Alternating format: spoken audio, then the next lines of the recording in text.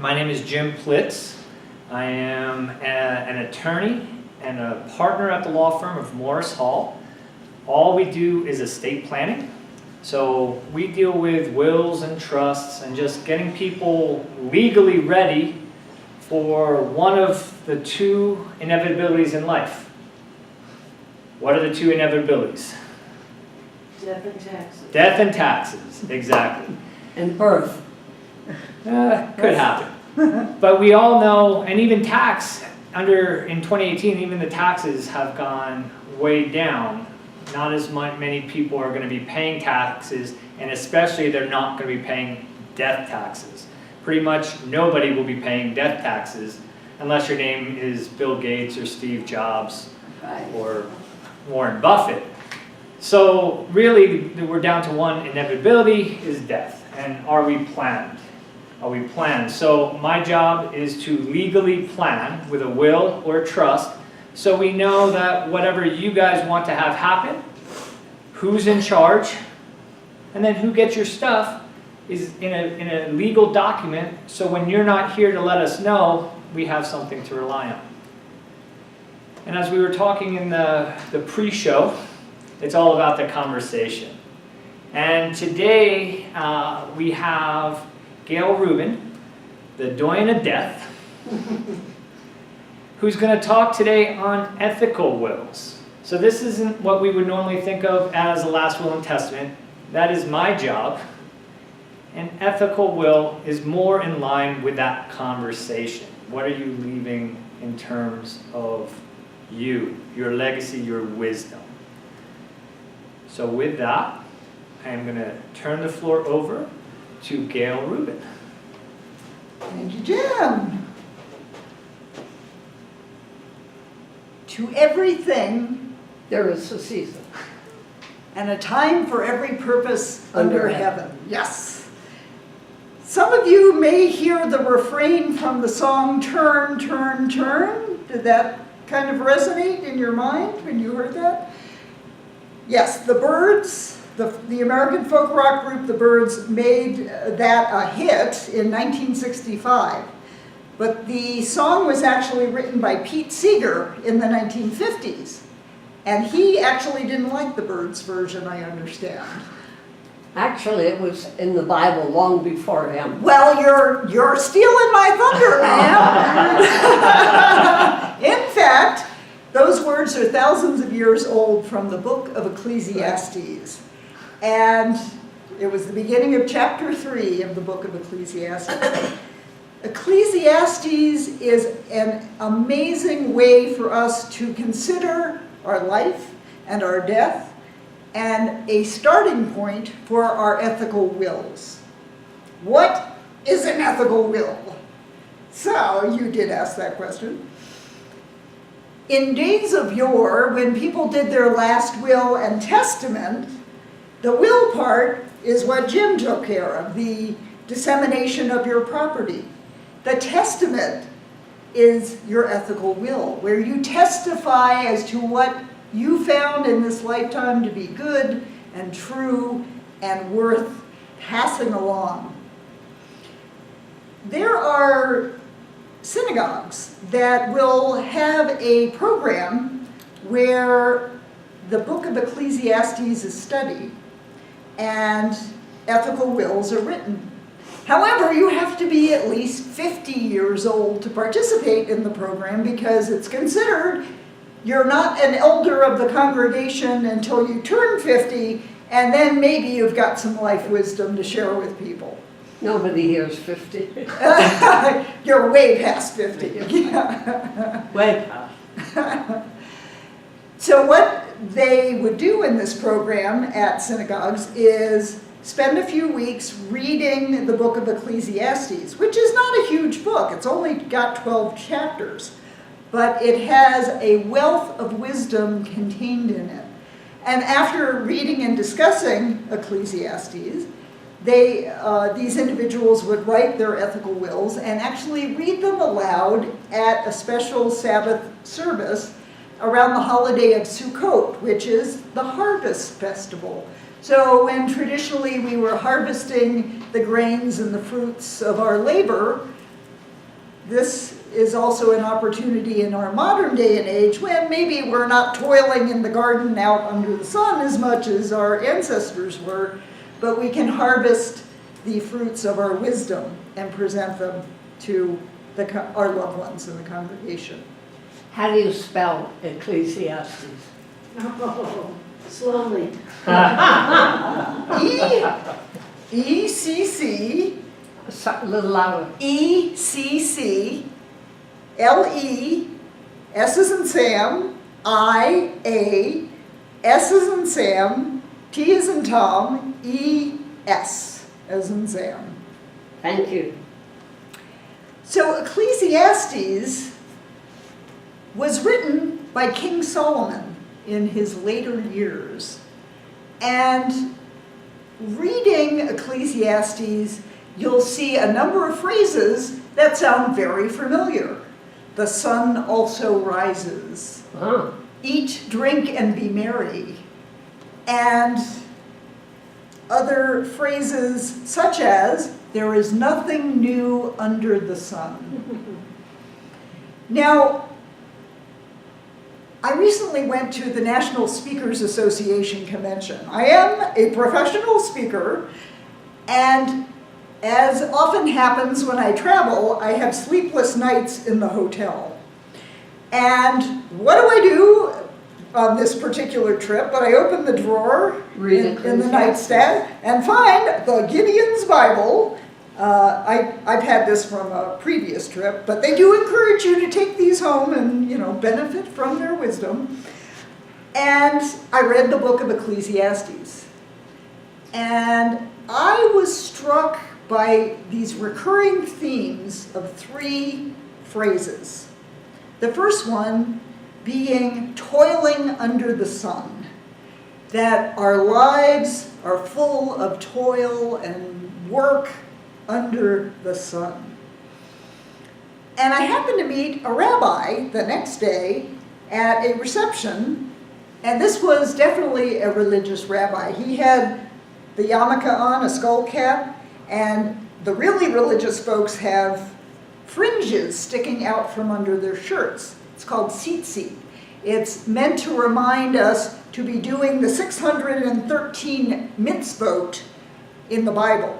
Mitzvot are good deeds that one should do. Actually, there are do's and there are don'ts. There are, believe it or not, 284 do's and 635 don'ts. So, There's actually a list of those? well, it's sprinkled throughout the Bible, the Old Testament. Okay. Yeah. I'd like to see a list of those. I bet you could get a list on the internet. Maybe I'll pull that up and make that available. Yeah. Okay, sorry for interrupting. No, it's okay. So when I met this rabbi and I told him I had been up the night before reading Ecclesiastes and that I was struck by this phrase about toiling under the sun, he said, but the real work is done in the dark, internally. How we process what we've been doing in our toiling under the sun. So I thought that was very deep and a wonderful reason to look at our lives with the help of Ecclesiastes to begin writing our ethical wills. Another theme that comes up a lot in Ecclesiastes is vanity and a grasping after the wind. In fact, the second line in Ecclesiastes is vanity of vanities. All is vanity. So our egos are very involved with our work under the sun. But that work does not endure. It's grasping after the wind. And I want to read you a couple of passages in the second chapter where King Solomon is talking about everything he's done in his life and how accomplished he is, and yet how he feels about it now that he's toward the end of his days. I made my works great. I built myself houses. I planted myself vineyards. I made myself gardens and orchards, and I planted all kinds of fruit trees in them. I made myself water pools from which to water the growing trees of the grove. So he's talking about, he's a builder, he's a planter, he's setting up these systems to make sure that everything keeps growing. I acquired male and female servants and had servants born in my house. Yes, I had greater possessions of herds and flocks than all who were in Jerusalem before me. I also gathered for myself silver and gold and the special treasures of kings and of the provinces. I acquired male and female singers, the delights of the sons of men, and musical instruments of all kinds. So he was a rich man. He managed people. He had great possessions. So I became great and excelled more than all who were before me in Jerusalem. Also, my wisdom remained with me. Very important point. He still had his wits about him at the end of his days. Whatever my eyes desired, I did not keep from them. I did not withhold my heart from any pleasure, for my heart rejoiced in all my labor. And this was my reward from all my labor.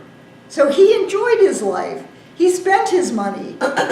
He was having a good old time. Whatever he saw that gave him pleasure, he was on it. And then this last line, then I looked on all the works that my hands had done and on the labor in which I had toiled. And indeed, all was vanity and grasping for the wind. There was no profit under the sun. Profit, P-R-O-F-I-T. So here's a man who's had all these achievements. He's made all this money. He set up all these buildings and influenced so much and achieved so much. And yet here at the end of his days, what's it all worth? Now, the phrase about toiling under the sun appears in Ecclesiastes 22 times. The phrase about vanity and grasping after the wind appears 33 times throughout all 12 chapters. The third theme that emerges is wisdom. And he talks about wisdom and foolishness 31 times throughout these 12 chapters. The idea is that wisdom is the only thing that endures, that we can pass along to others. And this is where the ethical will comes in. I have in my hand a typed, framed 12 things to remember. My father gave this to myself and my 3 brothers when we were teenagers, young adults. It was in the 1970s. And I never asked my dad, where did you get these 12 things to remember from? And because I was speaking to you today, I asked him, and he said he had seen this in a mom and pop restaurant in Washington, D.C., which is where I grew up. And he was so struck by this, he wrote it down for his own edification, and then decided that this is a good thing to type up and give to the kids. So here are the 12 things to remember that my father has given to me and my brothers. Number 1, the virtue of patience. Number 2, the success of perseverance. The obligation of duty, the joy of originating, the improvement of talent, the worth of character, the wisdom of economy, the value of time, the pleasure of results, the power of kindness, the dignity of simplicity, and the influence of example. So I've had this in my office or on my desk for decades now, and it has influenced my life, and I am so blessed that my dad thought enough of these words and of his children to pass these words along to us when we were still young. So this is a way that one could present one's ethical will. It's an ethical will in its most simplest form, but you could expand upon it and write paragraphs or at least a few sentences about each. But there is a way that you could write your own ethical will if you didn't want to just make a list of 12 things to do like this mom and pop restaurant couple did that so influenced my dad. Here are a list of topics and questions that you could use for a starting point. Your family and friends. What are your feelings about your nearest and dearest that you might write down? Do you have special words of wisdom or encouragement for specific loved ones that you might want to share? Life lessons that you've learned in love, in work, in your experiences and challenges and travels, your relationships, your spirituality. You could go on and on, but what life lessons have you learned? What are your favorites and why? So that could be favorite people, places, pets, experiences, music, art, food, objects. You could go on and on. Wealth and charity. So rather than just the splitting up of the assets, maybe talk a bit about the meaning of money to you, what it brings you, thoughts on saving or investing or donating to worthy causes. Your greatest whatever, your greatest joy, your greatest ideas, your greatest actions, achievements, and why you regard these things as the greatest. You might talk about your worst moments, your worst challenges, your worst relationships, losses, sorrows, and what you learned from those experiences as well. And This is the ethical will. this is the ethical will speech. Hi, Azrael. Come on. Come on down. And regret. If you could live your life over again, what would you do differently? Now, if you're interested, I've passed out drawing slips, and you can, if you have email and would like to get in PDF, that you could download these 12 things to remember and this list of suggestions for getting started. Write it on the drawing slip, and we'll do a drawing at the end of our presentation today, and you could win the 4 DVD set of A Good Goodbye, which was a TV interview series I did, and Jim was featured in the legal section. There are 30 minutes each, 25 minutes of conversation about what you need to know before you go. So I hope you'll fill out your information and we can see who gets that.